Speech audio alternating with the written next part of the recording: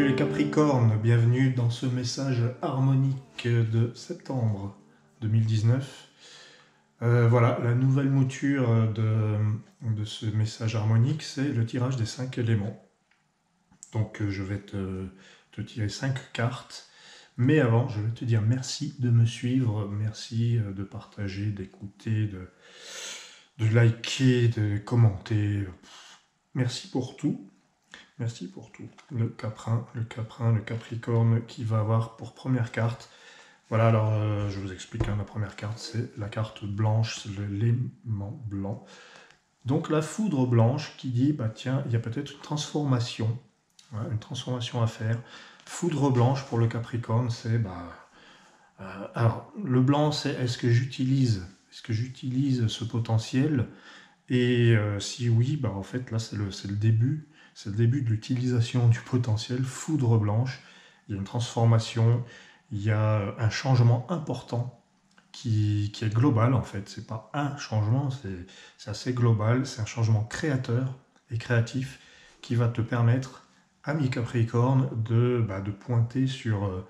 mais c'est bien sûr, c'est ça, c'est le déclic créateur en fait. Hein, c'est pas une foudre, alors quand elle vient en premier, hein, c'est direct, on commence tout de suite par la nouveauté. Donc voilà, il y a du nouveau avec la foudre blanche. On poursuit avec l'élément feu qui nous parle de l'action à accomplir. Occident de feu. Alors c'est marrant parce que il y a déjà l'occident de feu dans d'autres, dans une autre vidéo. L'action à accomplir, c'est donc l'Occident. Il faut achever, aller jusqu'au bout, conclure quelque chose. C'est la force de la patience aussi, c'est la force de la maturité. Donc une transformation suivie de, on pose lentement quelque chose pour évoluer, pour vraiment une transformation, parce que le feu ça ressemble à la foudre, hein, donc il y a un peu doublon là. Du coup on va voir tout de suite la carte de vent, ce qu'elle nous donne. Le vent c'est la pensée. Comment orienter ses pensées, et puis qu'est-ce qui est instable aussi, et on a l'aura. Alors il faut penser comment avec l'aura de vent?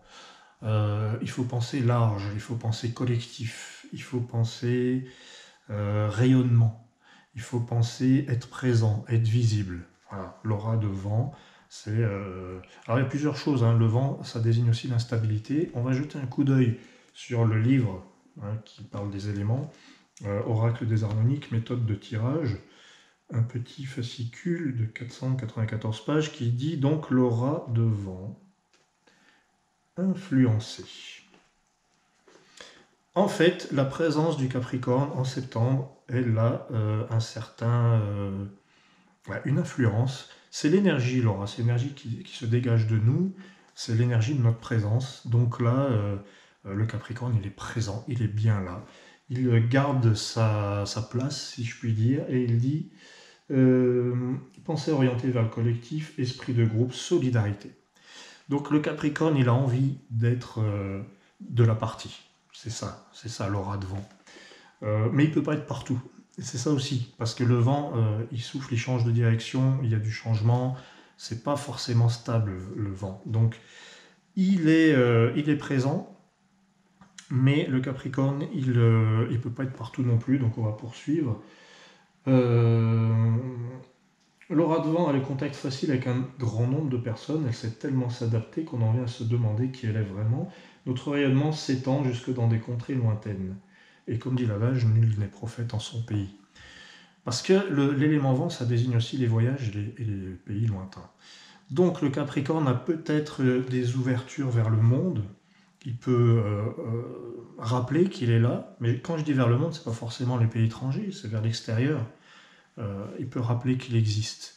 Le Capricorne rappelle qu'il existe, il est là, il rayonne. Voilà. Mais il y a un côté insaisissable. Parce qu'il n'a pas envie d'être prisonnier de quelque chose. C'est ça, l'aura de vent. Alors on va mettre la carte de Jade qui parle du plan terrestre et tout ce qui est économie, travail ou même santé. Et on a la voix des anges. Alors le plan terrestre, c'est la communication. Il est important de communiquer, de ne pas garder les choses pour soi. La voix des anges sur le plan anatomique, c'est tout ce qui a trait à la parole, à la gorge, à la communication. La voix des anges nous dit il y a des bonnes nouvelles, il y a des bonnes nouvelles, il y a une espèce d'expansion sur le plan du travail, surtout si c'est un travail qui a un lien avec la communication, avec les médias. Donc là, il y a une grande ouverture. Il y a en fait une foudre blanche qui vient révéler ce que vraiment, ce qu'est ta place, ami Capricorne, dans le collectif et comment tu interagis avec les autres.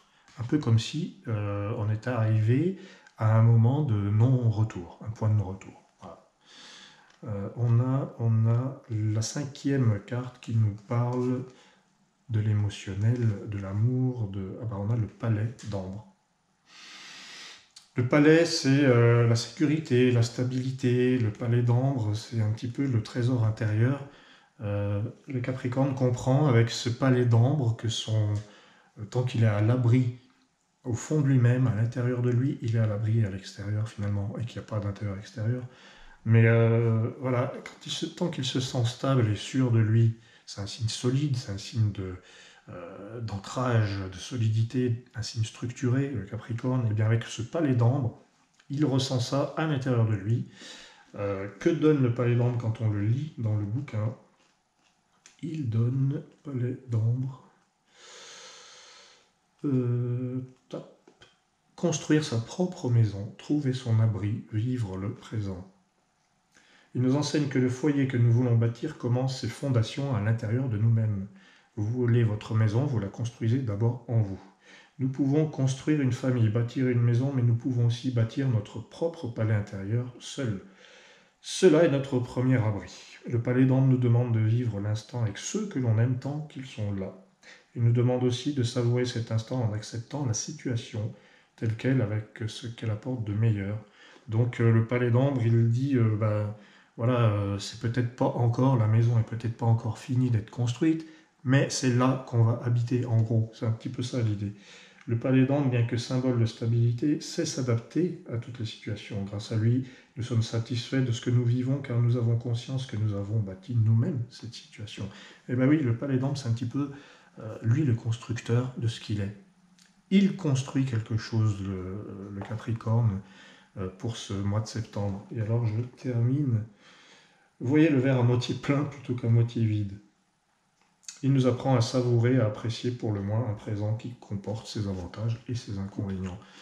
C'est pas une résignation, c'est pas ça. C'est de prendre conscience, en fait, de ce que tu as construit et que maintenant, tu as fait ta maison, c'est ta maison, il faut l'honorer, il faut l'habiter, il faut la faire vivre. Voilà, je vous livre ça, comme ça vient. Je fais vivre ma maison, je fais vivre ma maison, je fais vivre mon foyer. C'est un peu le message donc de septembre 2019 pour le Capricorne. Donc une belle transformation, une révélation, un déclic qui ouvre de belles perspectives et qui permet de mettre fin à des choses limitantes et d'être en relation et en solidarité avec les autres. Mais sans être prisonnier. Parce que la voix de Jade vous dit que vous n'êtes pas prisonnier de rien. Voilà. Merci les Capricornes, à très bientôt.